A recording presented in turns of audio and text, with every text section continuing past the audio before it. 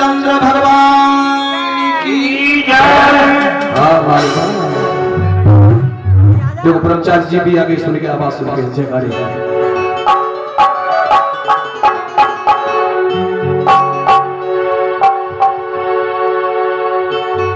जब श्री भगवान राम लक्ष्मण सीता जब वन के लिए चल दिए तो उस वक्त भरत और शत्रुघ्न ये अपने ननिहाल पे थे। जब उनके लिए पता लगा तो भरत जी आकर के अपनी भैया से कह रहे हैं, भैया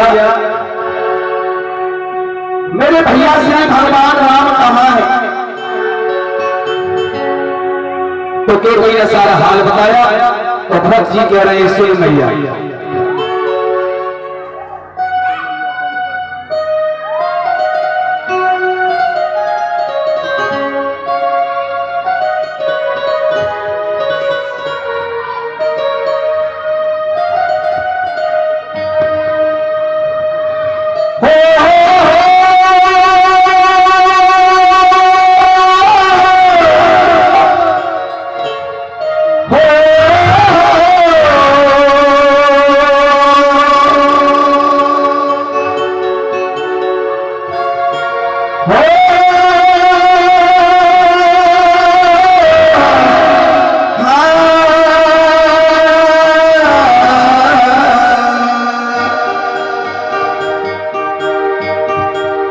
क्या बात है भैया, बहुत सुंदर। हो भैया तूने, हो भैया तूने काठानी मन में राम सिया भेजी तेरी। हो भैया तूने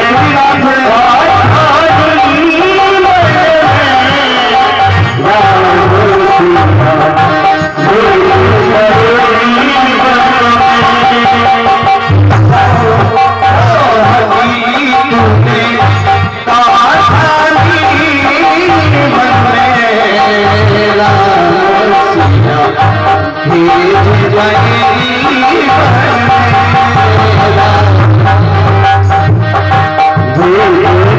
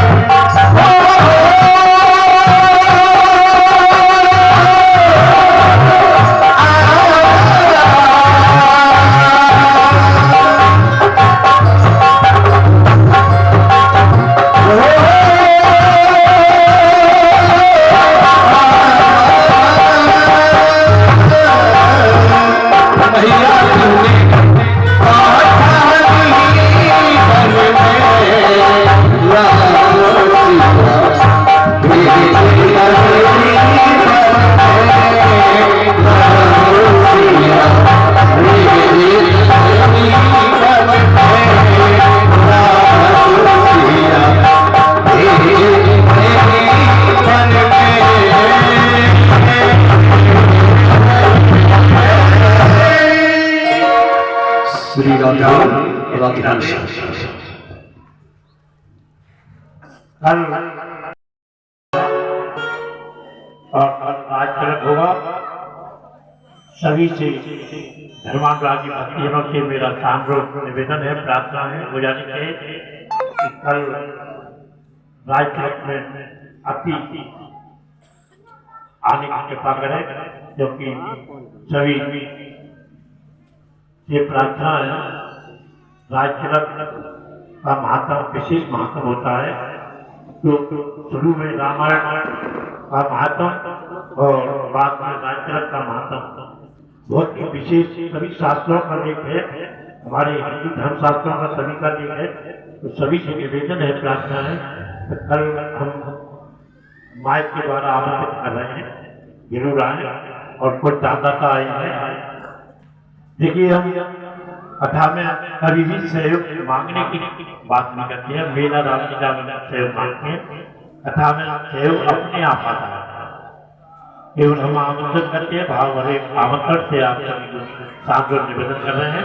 कल राजपाट में जरूर आए और कुछ दाता अपने दान 101 रुपया डॉक्टर श्री मनमोहन लाल जौहरी, कंडक्टर मोहन लाल जौहरी, 201 रुपया श्री गणेश जी यादव पुत्र नगरिया, 500 रुपया पंडित श्री अमरीश शर्मा जी, 200 रुपया श्री धर्मपाल यादव मोहल्ला टंकी, 101 रुपया श्री राम सिंह वर्मा, 501 रुपया doctor Shri Rukvesh Yadav, son of Shri Kalvipal Yadav पुत्र नगरिया, 21 रुपया गुप्तदान, ये अपना नाम बखान नहीं करवा रहे हैं, 500 रुपया श्री राजेश यादव पुत्र नगरिया, 101 रुपया श्री शिवराज साहब स्वर्गीय श्री कुपति साहब के पुत्र हैं, 50 रुपया श्री देवाराम पाल, 20 रुपया श्री सूबेदार यादव जो प्रत्येक कथा में आते हैं, 20 रुपया श्री नंदू सिंह यादव पहलवान, 50 रुपया श्री रामकिशन यादव, 100 रुपया श्री पुष्पेंद्र यादव, ये श्री जुबेर यादव के भाई है, 251 रुपया श्री सुमन गुप्ता जी, 50 रुपया श्री रोम सिंह साहब, 501 रुपया श्री रामफल यादव टंकी मोहल्ला। महाराज की श्री रामकृष्ण भगवान की। तो अब भगवान श्री राम जंगल को जाना चाहते हैं। इधर लक्ष्मण जी उर्मिला जी से मिलने गए, उर्मिला जी से। और जब लक्ष्मण जी उर्मिला जी से मिलने गए ना, तो उर्मिला जी एक हाथ में आरती का थाल ली थी, आरती का, और दूसरे हाथ में माला। उर्मिला जी से लक्ष्मण जी जब मिलने गए हैं, तो उर्मिला जी ने सोचा है कि हमारे प्राण प्रियतम 14 साल के लिए जंगल जा रहे हैं, तो मैं उनकी एक आरती उतार लूं और एक माला पहना दूं। जिस समय उर्मिला जी के पास लक्ष्मण जी पहुंचे हैं ना, तो लक्ष्मण जी ने कहा, उर्मिला तुम इस समय मेरी आरती न उतारो और माला मत पहनाओ। उर्मिला ने कहा, क्यों न करे प्राण प्रियतम। लक्ष्मण जी ने कहा, उर्मिला जब मैं 14 साल भैया की सेवा करके और जब अयोध्या आऊंगा ना, तो तू माला पहना लेना और आरती उतार लेना। उस समय उर्मिला जी ने कहा, अरे प्राण प्रियतम, क्या ये 14 साल में माला मुरझाएगा नहीं?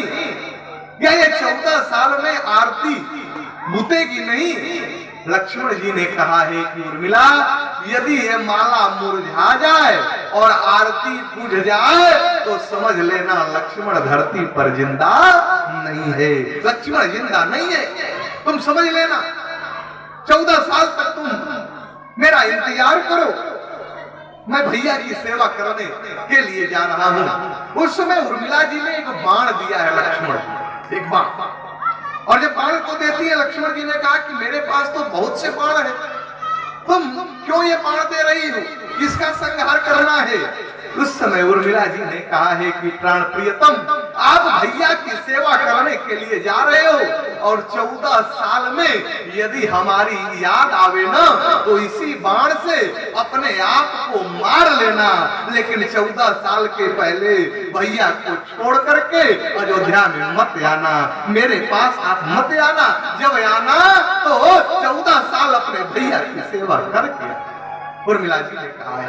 लक्ष्मण जी ने कहा ठीक है, और उर्मिला जी वही आरती और माला लेकर के 14 साल इंतजार करती है। आगे कल की कथा हमें सुनाएंगे कि कैसे उर्मिला जी ने उस माले को और आरती को लेकर के क्या करती है। तो आज अब भगवान श्री राम, लक्ष्मण और सीता नगर से बाहर निकले हैं। उस समय दशरथ जी ने सुमंत्र जी से कहा, सुमंत जाओ और राम को रथ पर बैठा लो, और राम को रथ पे बैठा करके, अभी राम छोटा है, वो जिद किया है ना, लक्ष्मण छोटा है, वो हट किया है ना, तो ऐसा करो तुम जाओ रथ पे बैठा करके 2-4 दिन में इधर उधर गंगा जी का दर्शन करा देना, थोड़ा जंगल उंगल घुमा देना, और घुमा फिरा कर 2-4 दिन में लेकर के चले आना। सुमंत्र जी से दशरथ जी ने कहा कि बना दिखाई असुर सरिया न